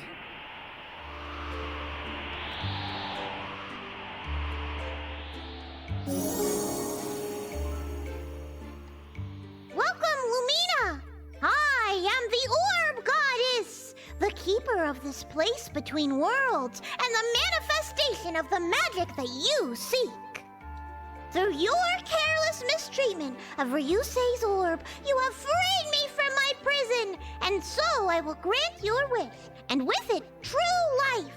With my blessing, I will send you to another world where you may— Oh, so you're some kind of isekai goddess. What? The anime thing? No. This is more like a karmic reward. A blessing I am bestowing upon you as a reward for your surprising persistence. Yeah, you know, like isekai stuff where the protagonist dies and the goddess transports. No, it isn't that. Shut up. I'm an orb goddess. It's really different. Okay. Lumina, I will send you to a new life in someplace brand new. However, you will remember nothing of your old life. Wait, so my friends, my stream, I'm gonna forget everything? Sadly, yes. This is the price you must pay. But what about everything I've been fighting for? I won't do it. What? Why not? My friends are the most important thing in the world to me. My stream got me through one of the hardest parts of my life. I won't give that up. Jeez, what a downer. Okay, fine. You can keep your memories. Don't know why you'd want to remember everything, though. Going to drown Spyro the Dragon. This is not a joke. This is an actual threat. Actually, now that you mention it. Nope, you're gonna remember everything. I'm gonna grant you your new form, too, with new lore to go with it. Your final, true form. Anyway, it's going to be super important that you not tell anybody who you are, even if you remember them. Why? Think of this as like, magical witness protection. Every bounty hunter in the multiverse is gonna want a piece of you. You're breaking a lot of magical laws right now to do this. Like a lot. You mean you're breaking a lot of laws? Be gay, do crimes, right? Be gay, do crimes, yeah. So, pretty much, I'm gonna slot you into this new world as a fey creature. Oh, awesome! I love a fae. Do we get cool thief powers? No, Oh, well, do I get rad comedy powers? too silly for that. Sorry. Well, what kind of powers do I get? You are going to be a shopkeeper. You're putting me in retail? As a reward? Prepare yourself, Wumina. I will now. Wait. Before I go, you sound super familiar. What? No, I don't. I'm the orb goddess. You've never met me before. No, actually, I'm pretty confident now. You're obviously No, just... I'm not. Good luck, Lumina.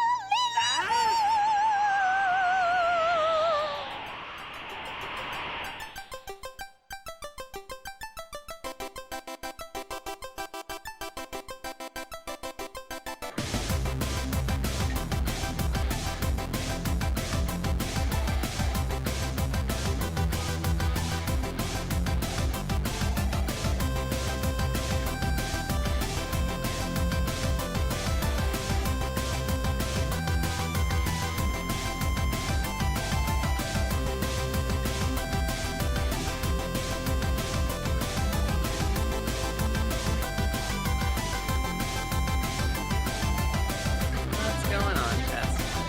God damn it! God damn it! No! I didn't say they ate a puppy.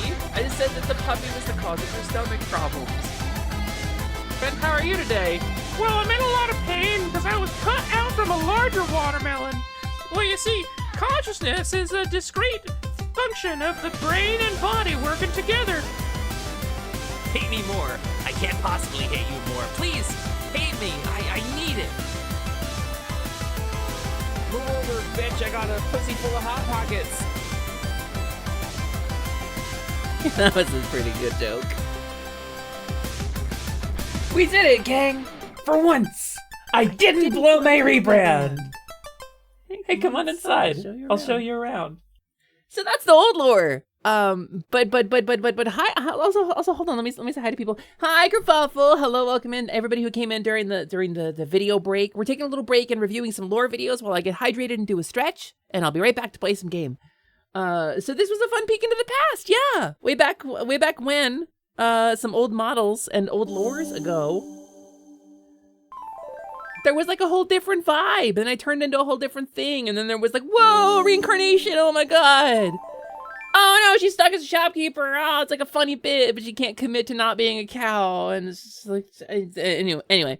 Point is, there's another video. After that one, that is a video I played kind of more recently, and I'm gonna play it right now so I can finish doing my stretch break, and then we'll be back to play some games. I'll see you in just a sec. Boop.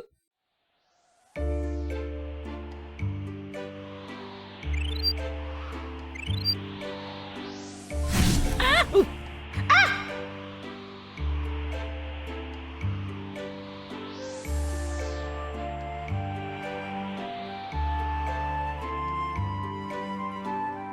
Oh, come on! What the heck? I'm as frustrated as you are.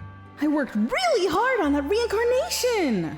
You put me in an unused NPC. What was your plan exactly? Oh, ho, ho, ho. You want to know my plan? My plan?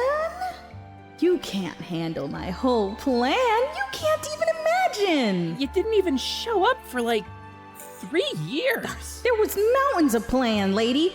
Oodles of plans. So many plans that you can't even comprehend. Better sit this one out, buddy. Okay, I'm gonna go find a snack. And it's your fault, lady. Excuse me. What? We're fine. We're busy. You are neither busy nor fine. You're in the place between again. Yeah, well, I'm... Feeling dissatisfied. Yeah. And you! Busted. You've left this poor fawn in the dark for, what, 3 years now? I was getting to it. Getting to what? Okay. I promise I was gonna tell you about this. Eventually. Tell me about what? Well, you remember when I said that whole final true form bit? It wasn't exactly final. We know. Hey, don't get sassy. I'm not the one with like 10 personas. How dare you? Point taken.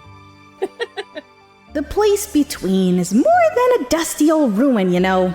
It's a place of transition and rebirth. In an ancient age, 5 great dragons arrived here from the stars. Wise and powerful, they found a tiny seed infused with great magic, drifting alone in the void. They planted that seed and nurtured it for thousands of years, giving rise to the goddess tree, transforming the forgotten land of Enum into a thriving kingdom of magic and light. And you know what? You might not be on your final true form, but I got you a lot closer. Talk about doing the bare minimum. Oh, I'm sorry. How many isekais have you done? You admit it! It's an isekai! Shut up. Hey, let's get back on task. I've got a cauldron on. Fine. God. Ahem. The place between is between all things. Light and shadow, past and future, death and rebirth. What does that have to do with my final true form? I did a really good job, you know. You were a robot. That's like turning a refrigerator into a unicorn. Show her. Fine. I'm so tired. Feels like I've been flying for so long. Who is that? Shh. Just watch. Why does she look so lonely? Well, she's been ignored for a long time. Ignored by who? Well, screw this! I'm summoning her. What's that? I can feel magic flowing. Finally, somewhere to land.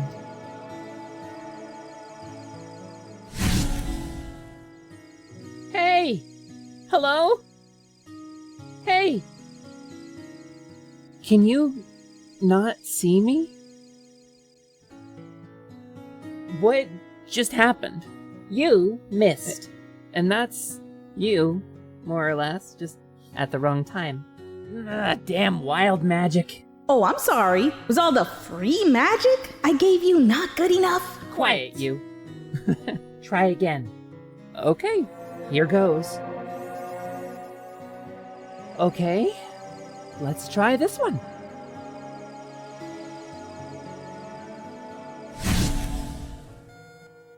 Hello? What's that music? What happened here? Why is everything here so sad?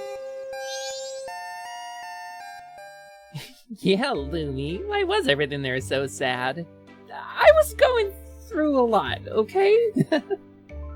Hey, what happens when she gets here? Well, that's up to you. But I think you've got to do the next part on your own. Why? Are you leaving? I like being a kobold. I don't need to catch a stray isekai. Not an isekai! So, does that mean I'm... If you want. That's really up to you. But I think you're overdue for this one. What the genuine Yeah. Okay, fine.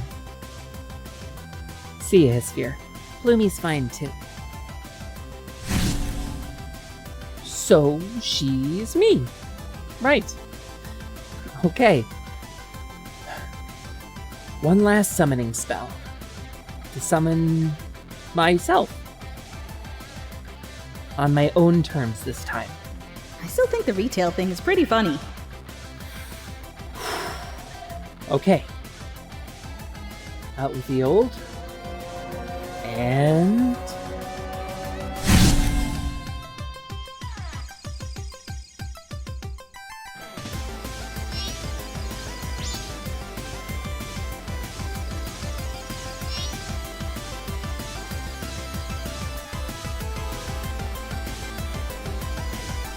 Sorry to keep you waiting.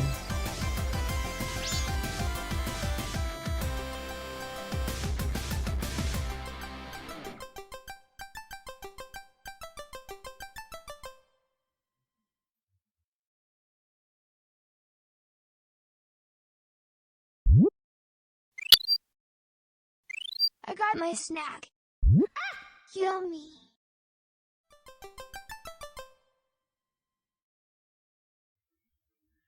So, welcome to the lore catch-up, I guess. And now you know! Now you know why I'm a fairy, you know what happened, you know all the lore, every piece perfectly, flawlessly filled in with nothing left out. No explanation need given, right? What the genuine ass, you know? That's my you know the drill. Anyway, there's nothing that quite refreshes me and gets me back on track like hearing Lumi by Shady Cicada, which is a really cool song that he wrote for this stream as a commission. It was really cool to work with him, and he did a really good job, and I really like that song. And it's my stream theme song! And sometimes it shows up on people's Spotify playlists, and they don't know that. And that's fine, too. But yeah, so that's sort of the vibes. That's the land of Enum.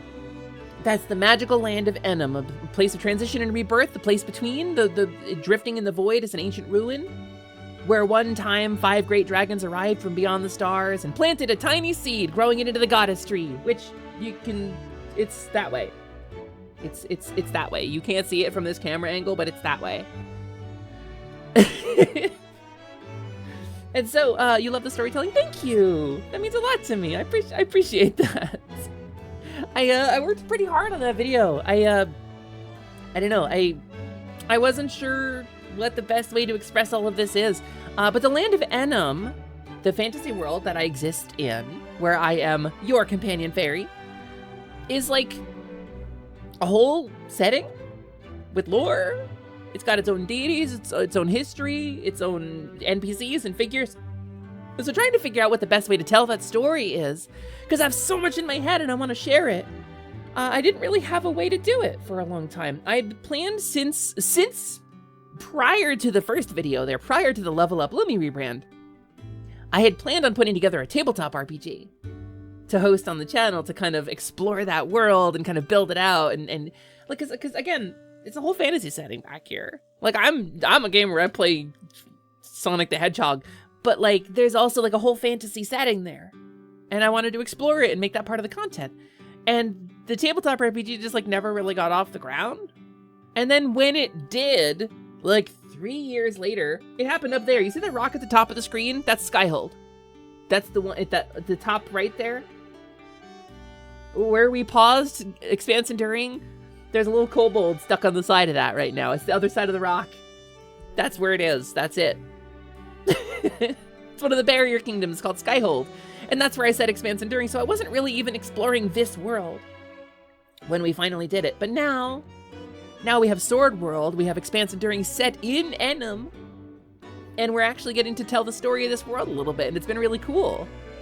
I'm really excited to kind of share with you what's been bobbling around in my head for so long. And I gave Dolly the keys to the kingdom too. She's written some stuff for this world as well, so it's kind of now the way I originally envisioned it, which was like myself and my friends make a space together, like a shared fantasy setting, and that's where I get to live and stream from. Like, you ever see What Dreams May Come with Robin Williams? He lives inside of his wife's painting. It's like, it's just a beautiful gesture of love and affection. You know, I think it stuck with me. So the thought of getting to stream from a place that I built with my friends is like absolutely my vibe. Also, hi No. faint, get me down from here from the distance. Listen, I had a whole plan for that game. My players went off the damn rails. My players were like, no, we don't want the sad ending, actually. And they changed history. I did a little bit of time travel, and what did they do? Irresponsible use of wild magic is what they did. So now, the whole history of Key's backstory has changed. Like a hub world. Yeah, so the place between is a hub world. That dusty old ruin, right? With the pillars and the orb goddess and stuff. Slimon ate the orb goddess. She's not there anymore. Now it's just kind of empty. Which surely won't have any long-lasting ramifications. Look forward to the next lore video when I turn back into a cow. The place between absolutely is a hub world. It floats in the same void as the nearby city of Faraway, or a particular wizard's tower. It's the same void. That void in the background, those stars, somewhere out there, there's a lost computer hard drive with some cowgirl data on it. Somewhere out there, there's chunks of a tower that got blown up by a Voltorb, you know? It's all the same place. Do you play Yu-Gi-Oh! Or Master Duels? I don't. I never really went to Yu-Gi-Oh! Also, Babs! Hi, Babs! Speak of the Fae. We got a whole Fae in here. Hi, Babas. Hi, Babas. Let me see. Also, that's so cool. I hope I'm able to share my world with more people too. No! You have to help me with my world, Noelle. Share my world. You don't get to share your world. I'm the only one. I'm the only one who does it. It's my thing. Cube Goddess Rises. Yeah, exactly.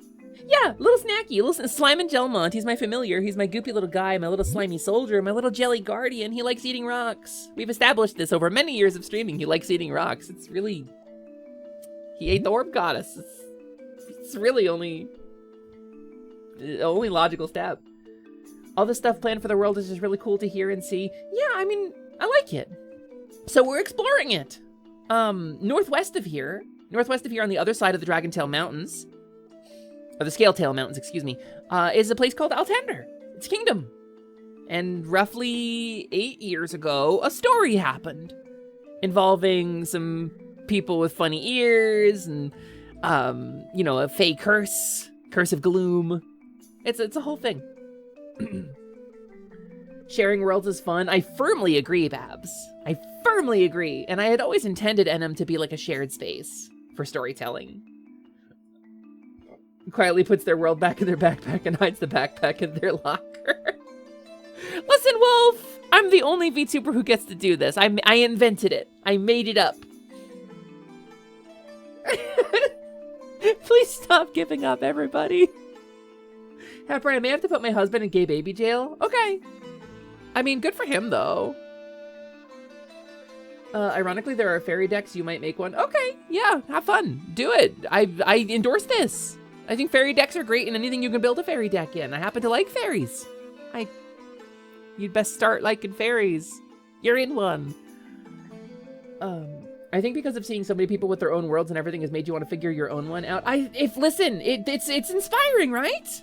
Seeing people build out their lore and stuff. And like, as a VTuber, okay, let me be so real with you. I spent a year and a day, almost exactly, which is the most Fae number ever, as a character VTuber, and I really liked it.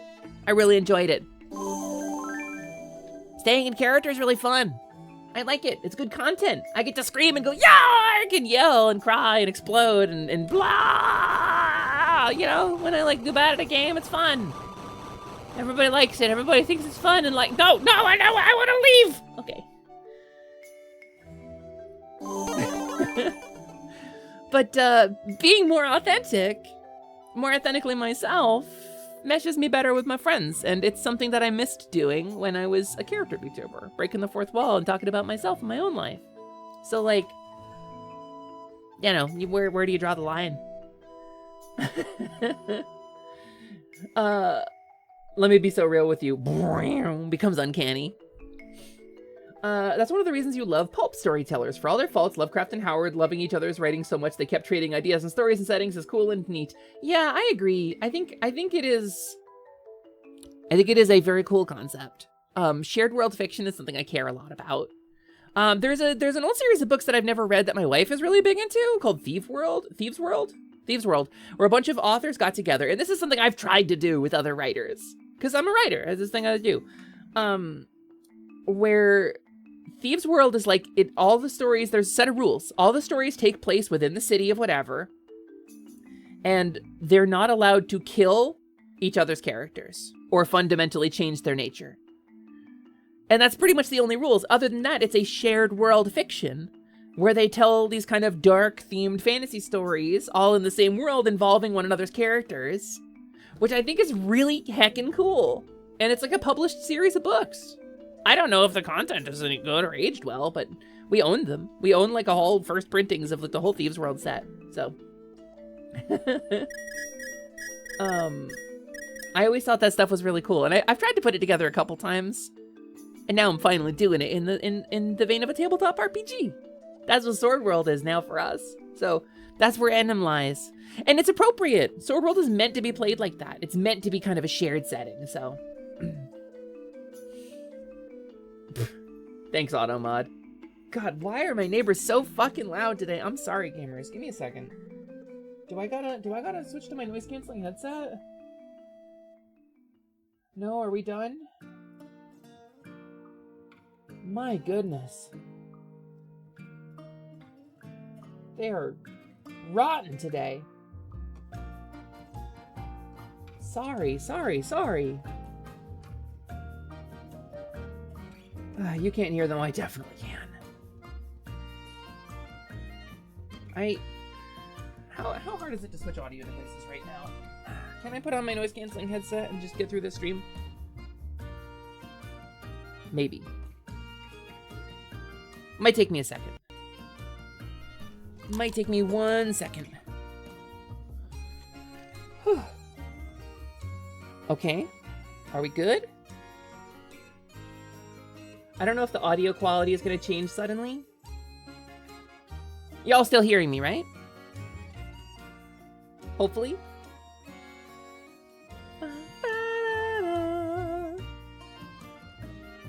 Okay, cool. Cool. Noise canceling headset applied. I'm not listening to that shit anymore.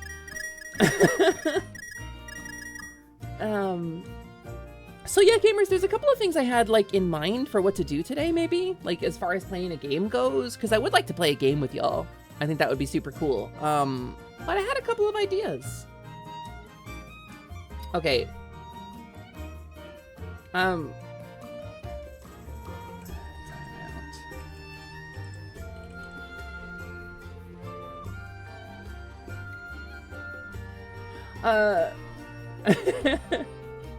Yeah, you don't sit there probing the rules, okay?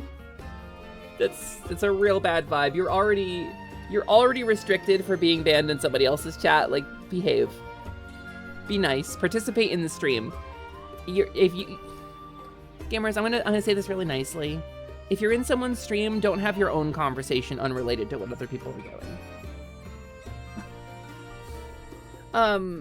Gamers, that's called centering, and can be very disruptive. So I wanted to do something, I don't know. I had a couple of ideas, I had a couple of thoughts, and I thought I would kind of put it to the vote, right? Put it to the table. I want to continue Megabunk. Megabunk's fun. I unlocked a bunch of cool stuff in it. I want to do Puyo Puyo Tetris too, which I streamed really late at night, and not a lot of people got to watch. I'm really liking this game. I'm really enjoying it, but it's weird to play a puzzle game on stream. Democracy. I was also thinking about just doing some social stuff and playing some Kukoro. We could continue some Kukoro stream games with the stream and just chill out and have like a nice vibe together. I don't know.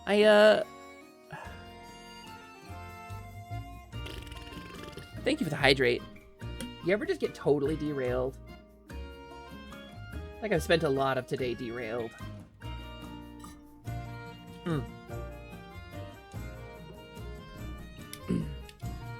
You know what?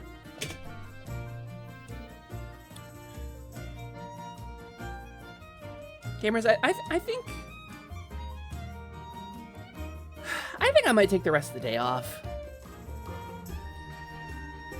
I hate to cancel the end of a planned stream.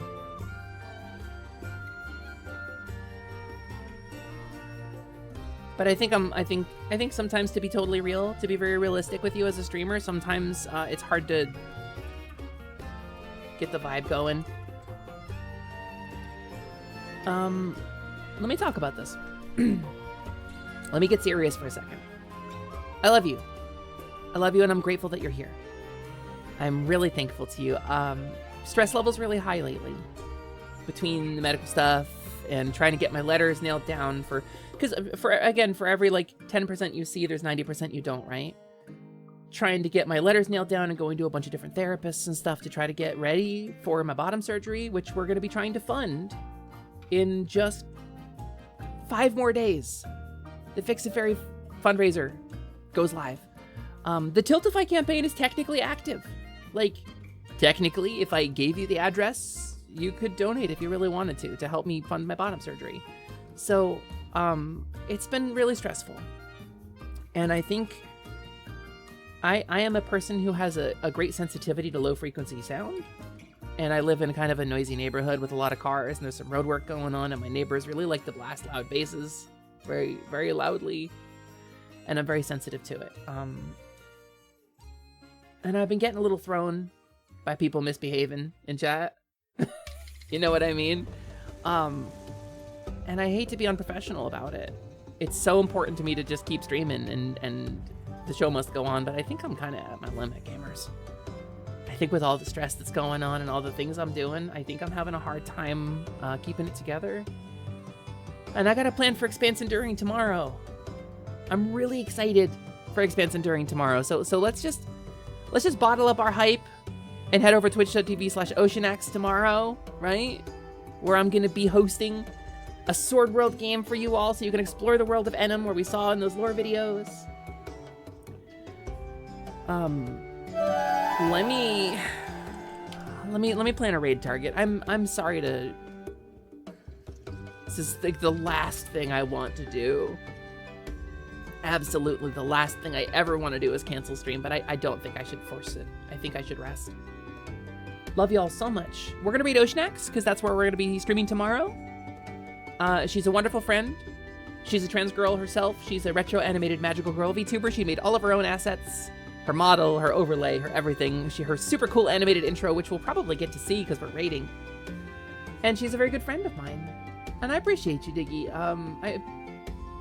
Gamers, I'll be okay. I can't get my head on straight today. I'm having a hard time with it. And I love y'all. I'm gonna probably take a bath. I appreciate y'all so much. Thank you for being here, and sorry for crashing out a little bit. I will see you all on the other side of the raid, though. Please give a lot of love to Oshio. She's really great, and I adore her. And I'll see you next time.